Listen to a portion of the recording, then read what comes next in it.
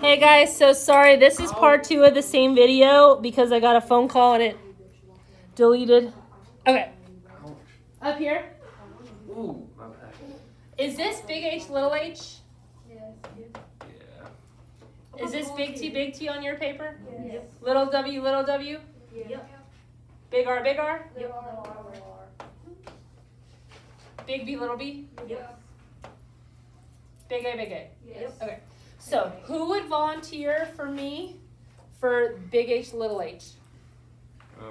Okay, Michaela, is this homo or hetero? Homo means same, hetero means different. So this is heterozygous, and is this dominant or recessive? And all you have to do to be dominant is have at least one big allele. Dominant. So the full term is heterozygous dominant. Let's just write that for a couple of these. So this is hetero, because it's different. Dominant, because it has the capital. Let's do another one. Who is brave enough to do big T for me? Okay, Madison. Big T. Homo or hetero? No, homo. Homo, because they're exactly the same. Dominant or recessive? Dominant, awesome. So this is homo dominant. Okay. Last one I'm going to make you write down. Little r, little r. Anna.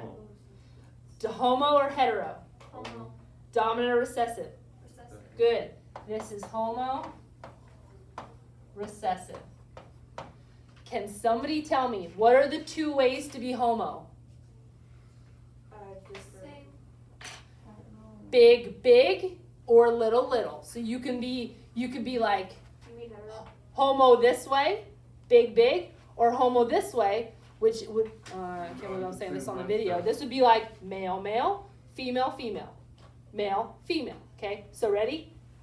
This is homo because they're the sames. This is homo, they're the sames. But this is homozygous dominant versus homozygous recessive. What is the only way to be hetero?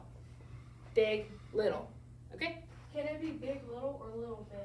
That's a good question. So this is the deal.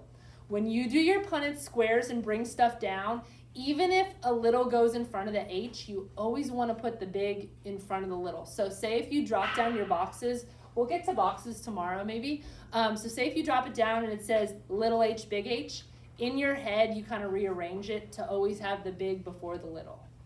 But you always put big before little. That's a great question. Okay, this is I think the last one we're going to get to today. Now, I want you to put a star right here, and I want you to just circle this right here. This is what 98% of the rule, this is what happens almost every single time. Complete dominance means that whenever you have one dominant allele, it's completely dominant in the phenotype, what it looks like. So this one is going to be big B. This one is going to big B, little b. Is there any difference in the way they look? No. So when they have a dominant B, it's completely dominant. What is this one? Because there's no black. Good. Okay. This rule happens 1% of the time. And this is when it's called incomplete dominance. This is where the more dominant alleles you have, the more of the phenotype you have. So if we said that 1B made it a little bit dark, what would 2Bs make it? Super dark. And then this, of course, is, okay, this does not happen often. They have to tell you it's incomplete dominance. This is still the way we think of it. So this is brown eyes. We don't know, we don't know how many dominant alleles you have. You just have the dominant phenotype. Okay, this is in the last 1%. Doesn't happen often. Codominant. So this is where you have two capital letters. So this is where it would be like a B and a W.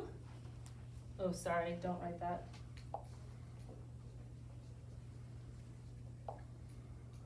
B and a B.